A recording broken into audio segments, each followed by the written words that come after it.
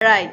So this is what we're going to do. So I have created a simple program that would um, compute the merchandise that you purchased. For example, sample lang ni ha, these are sample items here. For example, duwa ka tires, and then oil, and then spark plug, and then when you submit the order, ay sorry, wala ko pa na start ang sum. Excited? Yeah. Okay, again. So when I submit the order, then it would transfer you to a different page that would, do resibo type So, ay wala pa na share screen. Ari lang screen. Okay, some control panel, and then we turned on, we started Apache. Nag-feedback.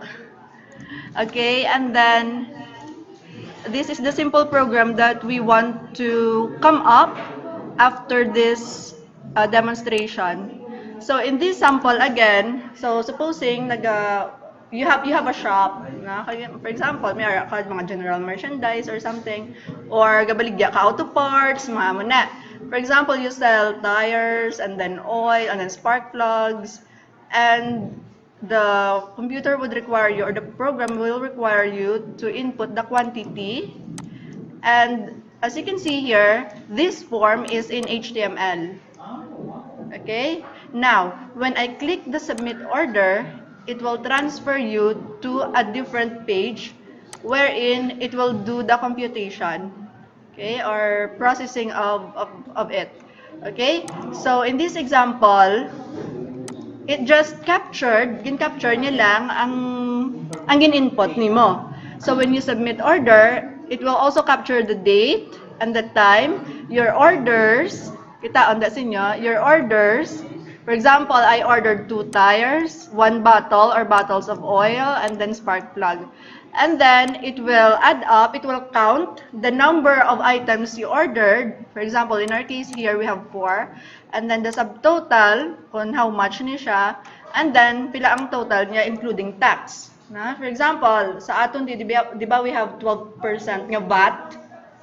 So, same thing here. So, in this example, may tax man siyang ginabayaran. So, how did we come up with this? So the first thing that we're going to create is this interface. Okay? So I will just demonstrate how this works, and then I will give an activity that is similar to this one. Okay, so go to your code editor. We will create a new folder inside HTDocs. And let's name it Bob4. Damo na ning example kung nga Bob, may ka-4 na ning Bob nga demonstration. That's why nga namin gali i-record na lang no para isa na lang kapag demo. Alright, so we have here in this example, I will just drag Bob4 ang create ko, but then you can name it differently if you want. Okay. Okay, so we will drag it here in our working environment, and then let's create a new file, and let's name this as, in this example that we have, ang example, i-follow ko na lang niya para hindi na malito. Okay, so let's name this order form.html. So you may wonder, nga, miss, di ba nagasumata in PHP and all? Why did you label, or why is the extension .html? So in this form here, this is just the HTML form where you accept the data from the user. Now, there is no computation here. So, therefore, pwede lang ni sayang naka-HTML, pero kung mo on ni .php, pwede man. Social. Okay, sige, let's name this, ano ka na, order form. Order form.html. Okay, then you have this. Okay, so, so gamay. Okay. Then let's name it. This tab is named Bob Auto Parts Order Form. So how do I know that? Because this part, ang nakita nyo, di ba sa tab, amo na siyang gagawa sa title. So Bob's Auto Parts Order Form. So amo man siya ingalan ko di. Bob's Auto Parts Order Form. Okay. Now let's create a form. Okay, and let's leave this as is. Amo lang na siya danay. And then This one here is, in HTML, this is a table. Now, remember nyo sa topic nyo nga tables before, ang mga nag-HTML bala? Yes. Okay, so this is a table. Supposing we have, I will just demo it in sa Paint para ma-idea ka mo. Para ma-refresh ang aton nga mind, may review kita. Okay, so, di ba, your table, minami sa akong drawing nga daan, lang undo. Okay, so this is your table. Bawa, kiwi. Okay, so it's composed of rows and columns. Okay, so this one here, the whole thing is, I think, the whole thing is your table, right? Baka namin namin kagi. Okay, then this part here is one row. Isa ni siya ka row. Okay? And in HTML, we call this TR. So kaya mo na siya ang row. Okay? This one is also a row. This one is a row. Row man ni siya. Meaning, row your boat. 1, 2, 3, 4, 5. Meaning, may 5 kita ka rows. Okay?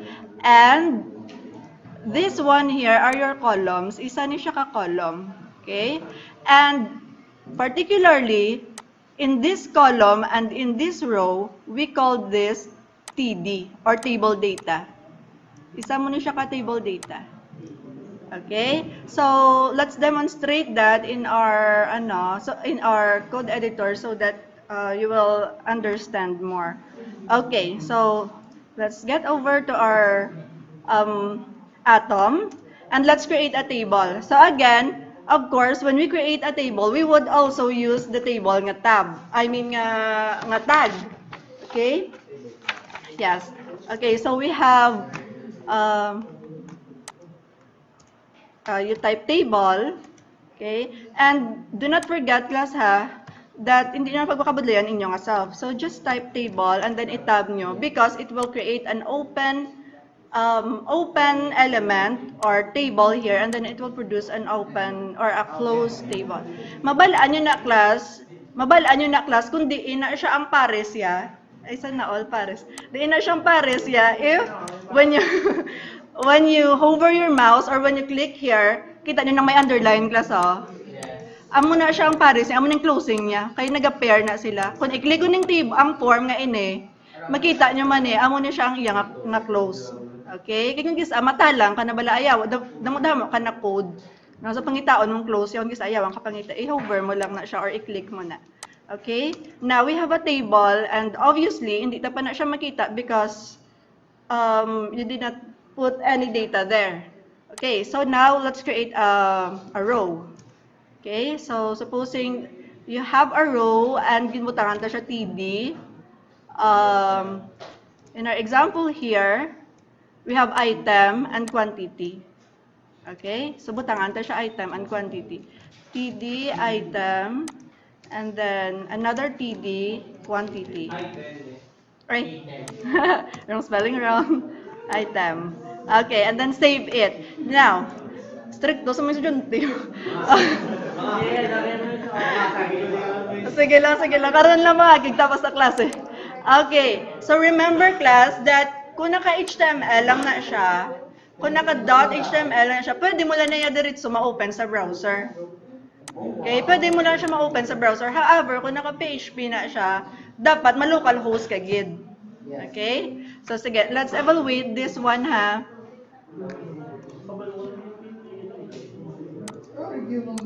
Okay. So, para lang ma-review. Okay.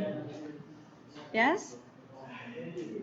Okay, so again, let's create another row danay para mas maintindihan nyo ang unod sini. We have this one, ang tires, oil kag spark plugs.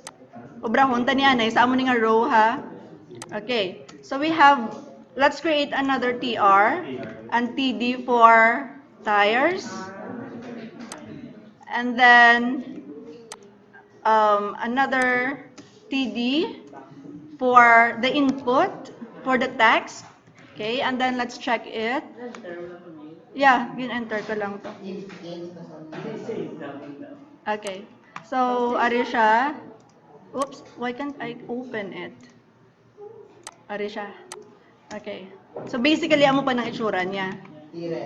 Okay? So, when you hit F12, magawa na daw siyang yung mga developer tools. Para sa ano na siya? Sa browser, Niklas ha? Sa CSS, usually, ginagamit na siya, especially when we check the elements of HTML and also, of course, sa JavaScript, magamit naman eh. So, when you hover your mouse into the sa elements, class ha? When you hover your mouse here, sorry.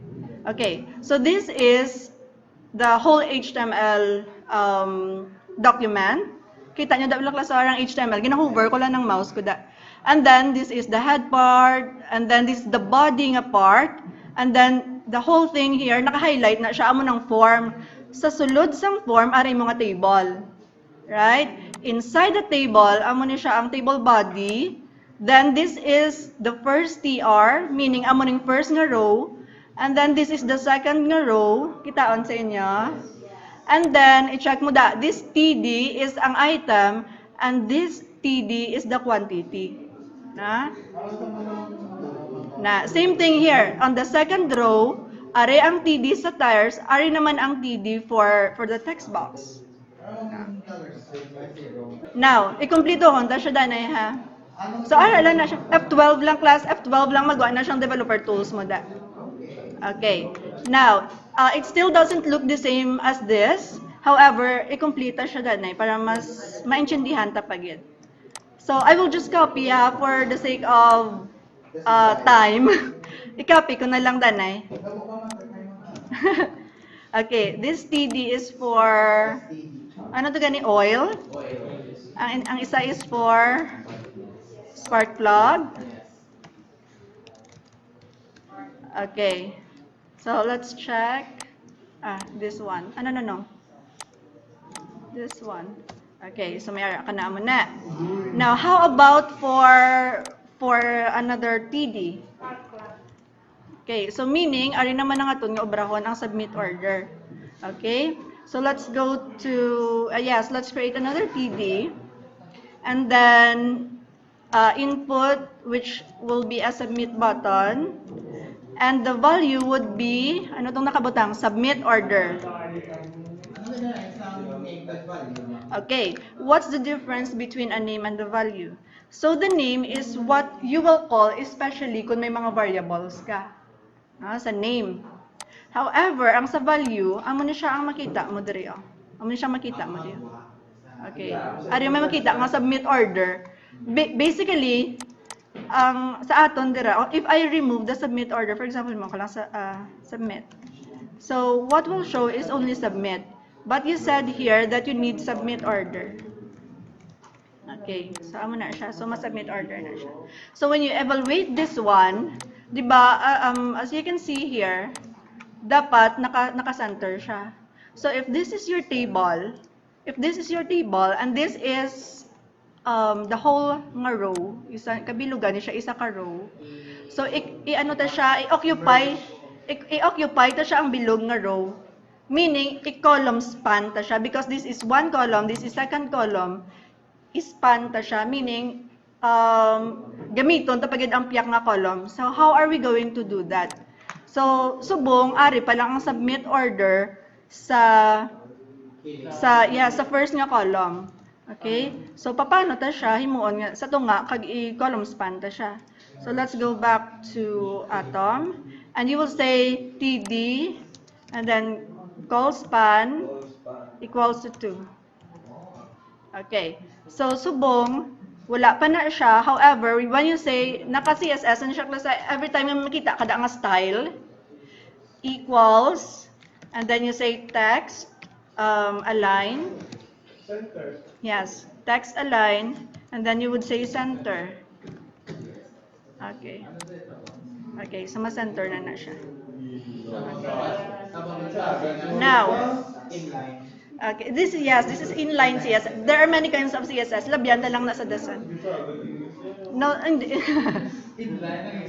Okay, so, this is just for the sake of demo, ha, because not everybody knows HTML and CSS. So, this is the list that we can show you nga maintindihan nyo. Okay? Sige. Now, we have here, dugangan, tapagid ah. So, name, class ngalanan tani ang tire nga input box. Ngalanan tani siya tire quantity. And then sa oil naman niya, oil quantity, all QT. Ang spark plug is spark QT. Alright, spark quantity. Okay, kita ang dasin niya. Okay, now, since this is, it looks like do kadako gid sang space ya, although pila naman ka values ang iya nga ma-contain dapat, so we would say size, ang input box ni Bella class, i-resize na siya, so we would say size equal to 3. Okay, and then we will say max length is equal to 3 as well. Okay. Okay. So, para sa ano ni siya? So, as you can see here, ang size na ginimo ta 3. So, when you say size is equal to 3, yes, the box itself, ang physically himuon ta siya 3 lang ang size niya. And then, ang max length naman niya is so that it can accept 3 values, or I mean 3 ka-digits lang. Supposing it can only accept 100. Maskin ano ko ka-type sang damo pang 0, hindi na siya mag-accept. Okay? Hindi na siya mag-accept 1,000, 10,000, hindi na siya mag-accept. Okay? Because probably sa warehouse mo, wala to kalabot 1,000 to yung mga tires and mga bagay mo to na. So therefore, ginlimit lang siya sa 3. However, kung gusto mo daya i-4 or i-5 ang limit, you can do so. Okay? Sige. I will just copy this ha para dasig. But again, I would encourage you to type. I-type nyo, kay, especially kung bago pa ka mo. Okay. Alright. Now, it still doesn't look like this. However, we can, dali lang. Ari na lang, di ba sa babaw, this is header. This is the header. So, we will change this. Ari yung ginobra, taklas ha, amo niya ang ginasundan ta. Okay, para may comparison. Okay, now, sa item and quantity, locate the item and quantity in your code. Ari di sila sa baba, right? Ari di sila sa here. So, sa sulod sang row, TR, himuon ta siya TH para mahimo sa nga header. Ay, sorry po. Tukoy stricto sa ako ni Ms. John. Thank you for that correction. Okay. TH. Alright. Dari tama TH. So now, what can you observe when you change it to table header? Nag-ano siya? Nag-bold, kag nag-center. Okay. Ayos lang kamuda. Sa likod, ayos lang kamuda. Kakatch up ka mo? Okay, very good, very good. Alright, now, we would want to change also the background color. Na mga gamay lang nga mga nga mga use of CSS para makabalo ka mo. Okay, so how do we do that? We will say, okay, this one. TR, then style equals background. And then class, basically when you butang the color, you would just type the numbers. However, I would encourage you to go to color hunt. Type ka mo da color hunt.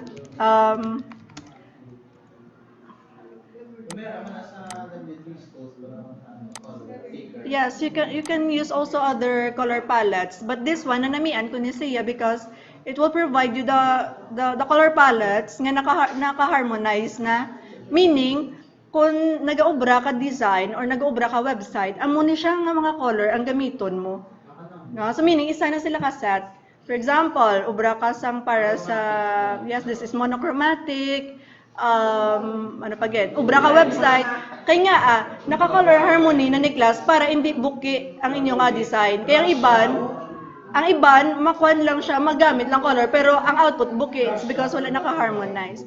Okay, so how can you use this? So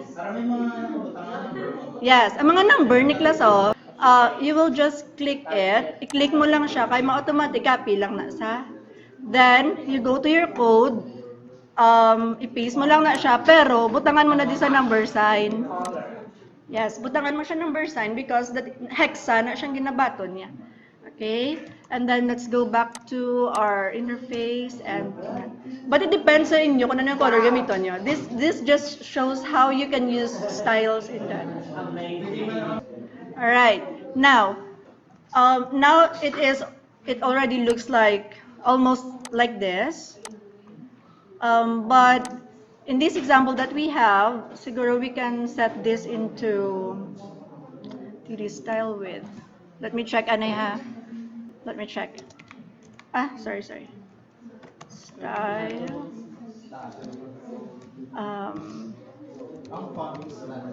With ginset ko na ni nga dapag para hindi na ta magtalang. 150 pixel. Ay, sorry. Alright. Sige.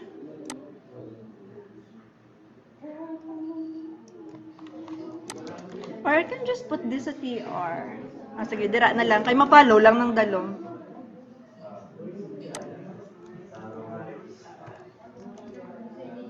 Okay, so ara siya. And then, let's align this to center. Text. Align. Center. Ay, sorry. Maybe we can change this into width sa TD. Okay, because quantity is already centered.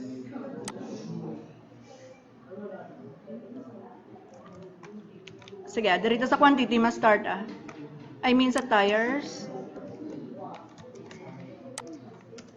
Okay, sige. Copy-paste ko lang class then I will explain this.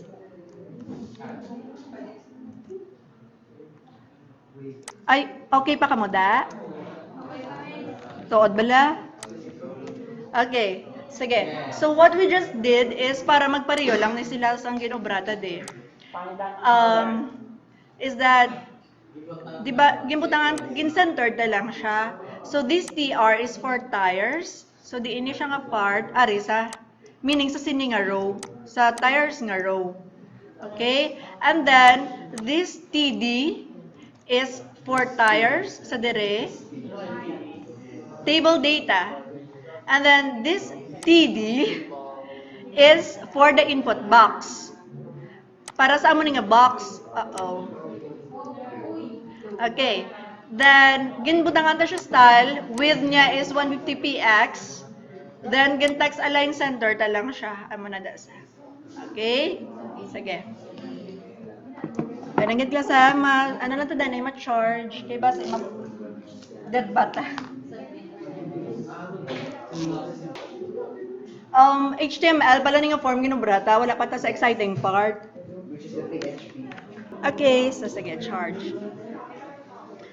So going back, diba, what we wanted to do here is when we put data here in our text boxes, it's going to transfer us into a different form. Okay, so we are going to create that also. So in this example that we have, mag-submit order ta, wala pa may natabo. It's because wala ta pa siya ginsugo kung maano sa kabuhi niya. Okay? Okay. So, basically, gusto ta nga mag-click kita sang submit order, ma-transfer sa into another nga file.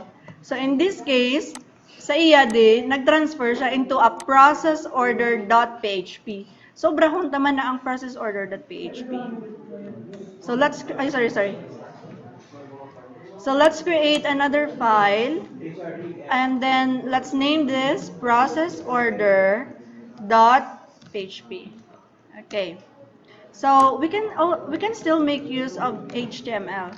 Alright, now malanan ta siya, ano dugin nga lang din nila sa process order? Order results. Bob's Auto Parts.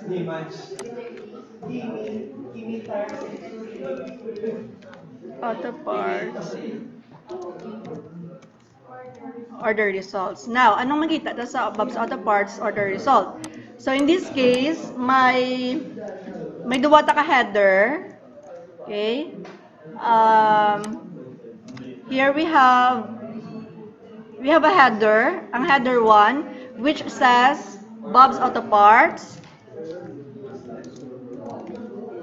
Imprint ko na nigi na kay para hindi na ko ayawan ka transfer no, and then order results. Copy-paste ko na lang dito klasa. But again, I would encourage you to type kung ka muna. Okay. Pwede Okay. So basically, ay na klasa, when I click submit order, wala gyapon may natabo because what do you think? Ang sum, yes. Wala ko pa na-save, yes. Yes. Yeah, so I would change this to process order .php. Okay. Now, when I refresh this and click submit order, amo nang nakita, it's because okay, pa natapos. What else? Yes, it's because wala ta siya gin-open sa local host. Remember, ang HTML, pwede ta lang siya ma-open diretso sa browser. Whereas, kung nag-PHP kita, i-open tagid siya sa server. Okay? So, type localhost. And then, bob4. And then, ano to siya gani? Ang file ta? Hindi, this one, order form. Okay. Now, when I click it here, pag-submit, ara na siya. Okay. However, amo pala na makita nyo because amo pala na ang gin-type tada. Why pa ta natapos? Okay. Okay. Now, what else do we need to do? Kinanglan tani ang order process at. Okay. So, we would say PHP. And then, i-sandwich ta na siya ang aton nga mga PHP codes. So we would say echo order process at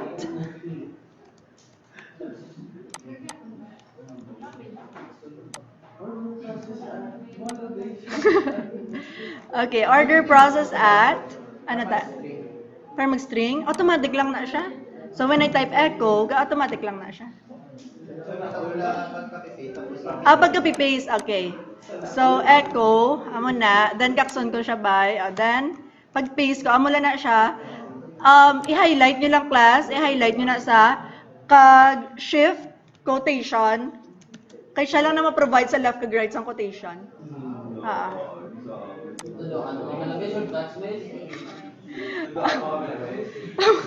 Kabalo na ka muna kayo nag-observe ka muna. Okay.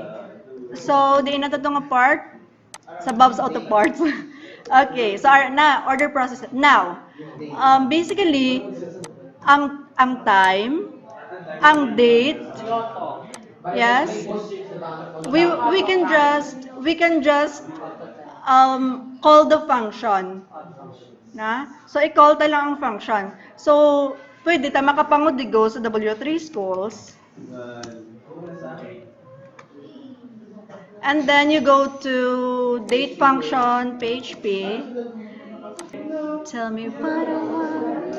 Alright, so we have the PHP date function. So tandaan nyo ni klasa that there are functions in PHP and in any other programming languages that are already created by PHP nga gamiton ta na lang.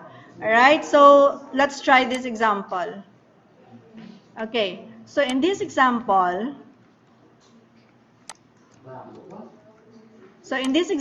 when you say date, sana all my date. Alright, echo date and then nagbutang ka the L, that means it will get the day. Now, therefore, gin-output niya Wednesday. Alright? Yes, BR is break. Alright, nag-date di sila sa break, di sila dos. And then ako. Alright, ang dot is concatenation, meaning idugtong mo bala, concatenate. Yeah, or wala space. Okay lang wala space. Okay lang wala space. Hindi na kaya like space, no? Yeah, no need for space. Okay. Lawag mo yung space na use ka na. Sa bagay. Alright. How about this one? Ano naman ni siya, ya? Alright. When you say echo, date, then L, then J and S, of, F, Y, the sonhisa. So you are referring to L is for the day. Then the date here, ari siya 27. Kung may S, amo na siyang 27 nga may TH or may D kung 23rd, no, and so on. Then of, F is for month, then year, okay, year, and then time, AM or PM. So amo nang gamiton mo. Yes.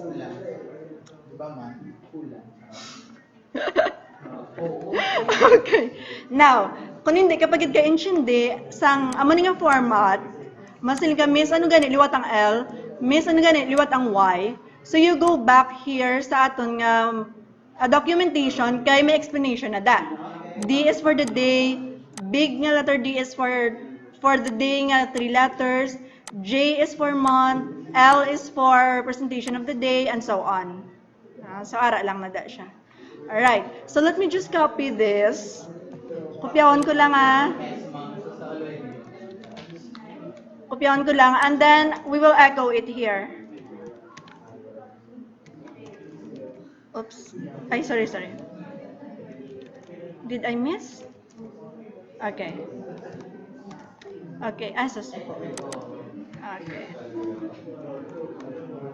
Let me put a BR here.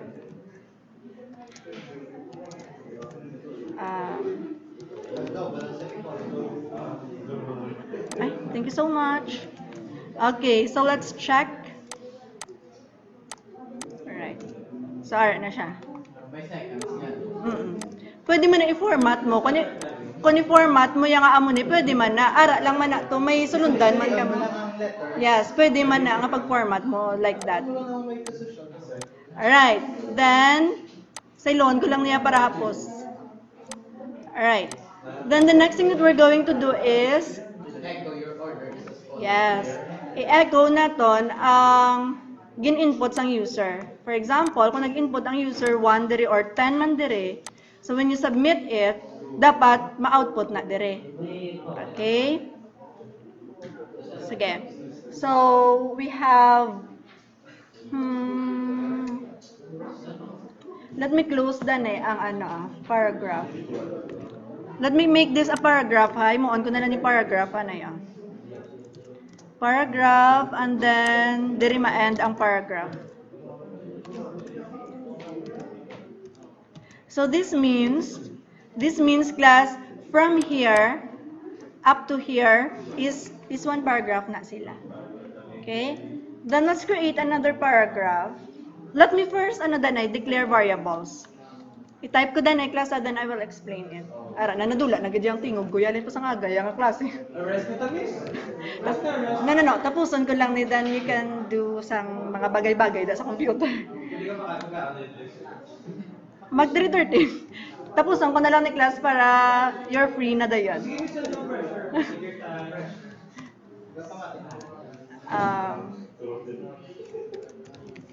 Alright. Now, kagina, nag-question ng classmates nyo kung sa diin, tanyo siya gamiton ang name.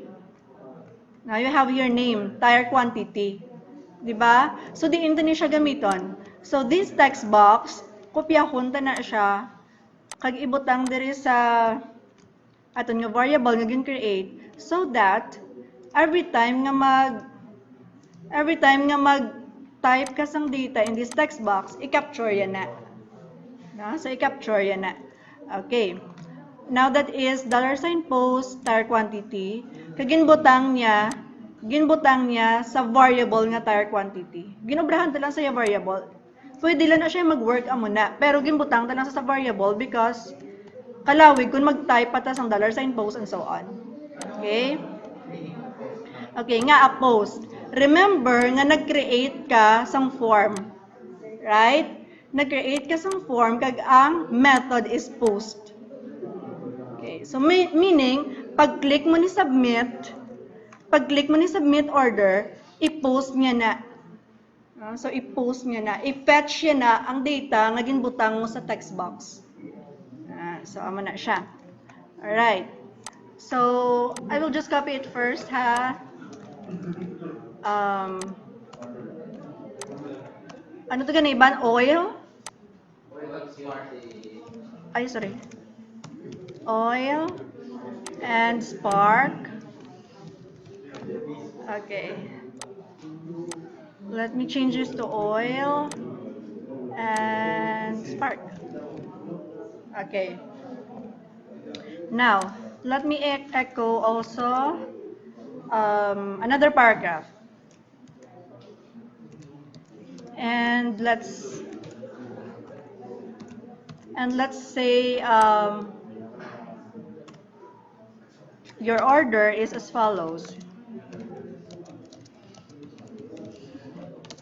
Ang sa likod, nag-catch up lang ka mo. Alright. Alright. So, di ini siya nga part. May error pa ni siya direct lang sa X because yes, may error pa na siya because wala tato nagbutang data yet, but gin pa compute na siya. Alright. So now, ano siya ang your order is as follows. And then we would say, sige, we can say echo,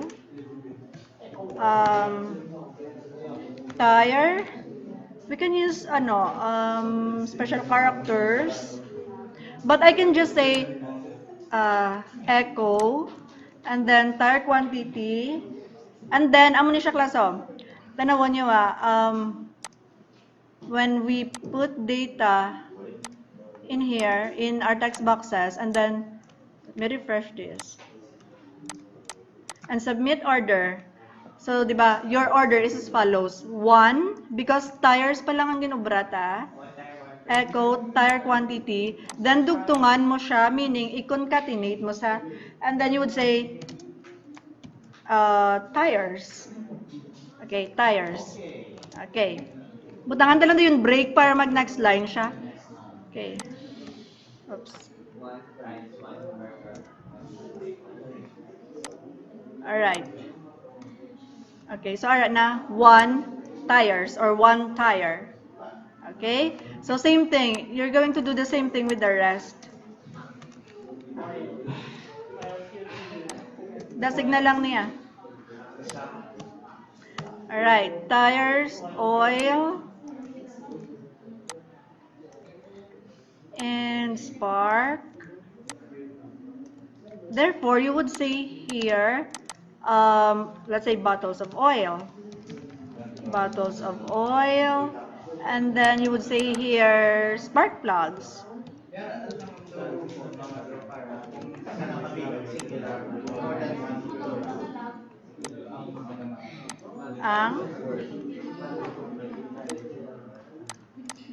We'll get back to that. Okay, so alright na siya. Okay, now, what we're going to do is, it will total the number of items you ordered in this example. And then, it will provide the subtotal. Alright. Sige. Let's proceed with the next. Tapos, sundan na lang ni ang sa items ordered kaysa subtotal and sa total including tax. Alright, so we would say total quantity total quantity is equal to 0. Initialize to siya dahil class 0. Total quantity is equal to, how can we total the quantity? Paano tani siya ma-add ang tatlo? Like this bala? Yes. Okay. So meaning I will total what? Yes, tire plus oil QT plus spark QT. Okay. And then how can we produce the output? Yes, echo. Echo. Let me put this in a paragraph, Danay, ha? Okay, so we would say items ordered. Okay, you would say items ordered, and then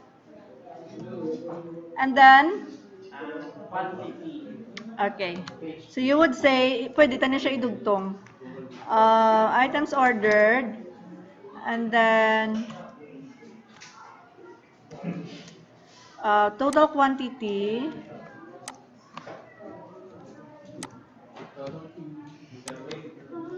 Okay.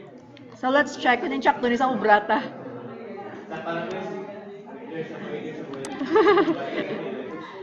Alright. Let's check lang kung check to ni siya ubrata. Alright. Way pa ganilin lang. Okay, Sarah na siya. Initialize mo siya dali by 0. Okay. Tire price. Sige. You will know in a while. Let me type this Danaya para ma-explain ko na lang. Para dasig ta. Dasig na lang ni. Promise.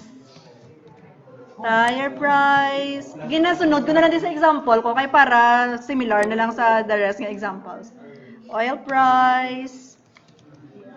Spark price. Alright, so this is 100, this is 10, and this is $4. Alright, so define. If you remember, ang topic sa constant, di ba may variable, then may constant. This is how you declare the constant. So you declare that ang price ng tire is 100, ang price ng oil is 10, ang price ng spark plug is $4. Okay? Then, sumahon ta na siya. So we would say total amount is equal to, what do you think? Tire QT. Paano mo makuha? Kung duwa ka tire sa ginbakal mo. Tire price. Times Tire price. yes. Alright, then, pwede ta na siya ibutang sa, using the order of precedence. Alright. Plus, ano pa? Oil times oil price. Alright. And lastly, we have plus, kopyahan ko na lang. Spark price or spark quantity times spark price. Alright. Then, how can we display it? Alright, so we would say echo display. Echo, we will say subtotal. Kay may harap pa siya, may tax pa ta. Subtotal, kag butangan ta na lang dahil siya sang dollar sign.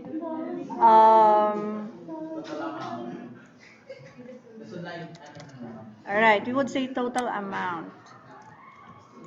Okay, let's check ha. Kung in-check to ng obrata. Alright, so we have, let's refresh this. 1, 2. Okay, so we have $114 nga bayaran. Because this is 100 plus, tagpila to ganing iban? Plus 10, 110, plus 1 spark plug is 4. Therefore, nag 114 siya. Alright, now, we will format this. In number format na siya. Para it would take the number format. Nga may 2 decimal place. Alright, and then comma, 2 decimal places. Dali lang. Alright, so alright na. It will take the decimal place. And lastly, may lastly ba class? Lastly, we have tax rate. So the tax rate is tax rate is equal to 10. 10%. 10%. Mahal kong tax gali sila sa US. 10%. So this is the tax rate. Tax rate or local sales tax. Utang pa lang diya. Local sales tax of 10% is 10%. Alright. Now, paano ka mo magkuha sang tax? Paano ka mo magkuha sang tax? Ang percentage yung ano. Total amount tas ulit times ito sa 0.5. Okay. So, sige. So, we have total amount is equal to total amount times. Doon ang total amount. Sige lang kaya ang result yan eh, matransfer na diri. It will, but you can change this one if you want to. But ma-declare ka naman liwat. Alright. 1 plus tax rate. Alright. Same thing. Sige, isumahon ta karon na para makita niya. So, and then I will echo total including tax is pila? Total amount. But butangan mo siya dot. Kag in-number format mo siya liwat.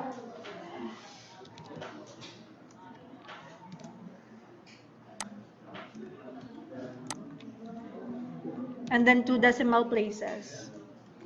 Alright. And that is the end of our short demonstration. Alright, liwaton ta. Liwaton ta example. Alright, Sarah na. Total including tax is 125.40. Now, ma-wonder ka mo miss nga nag 125.40 na siya. I will echo a BR di dad.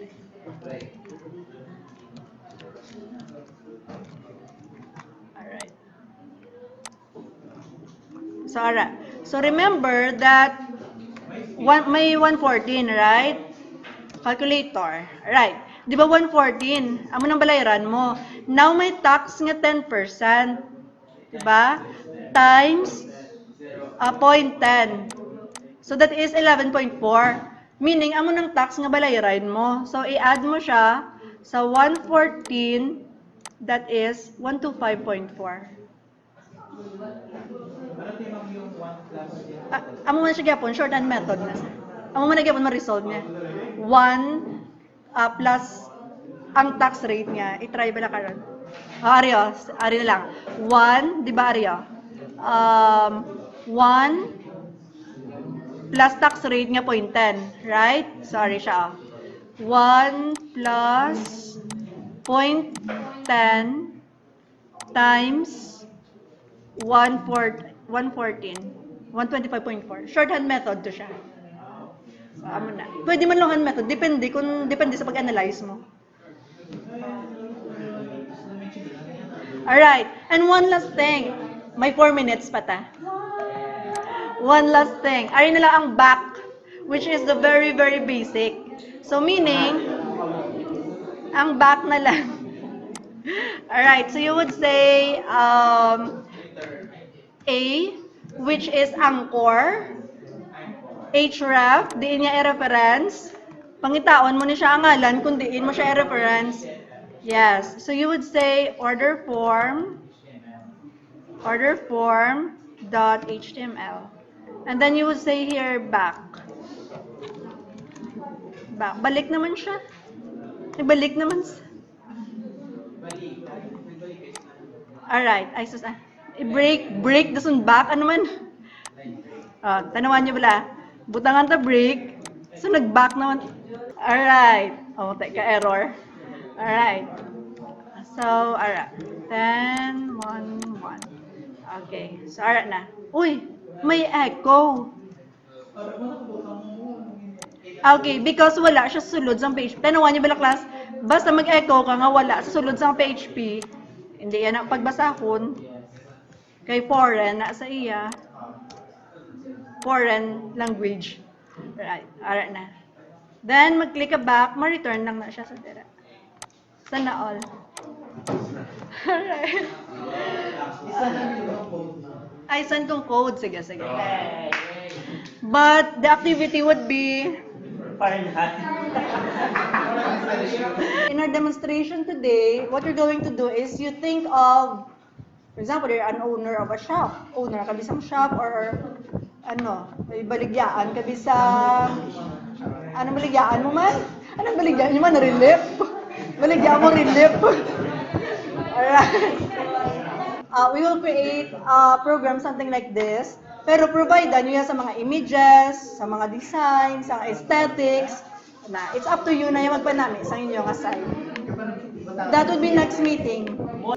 Do you have questions? Violent reaction? Alright, so did you learn something? Yes! Okay, sige.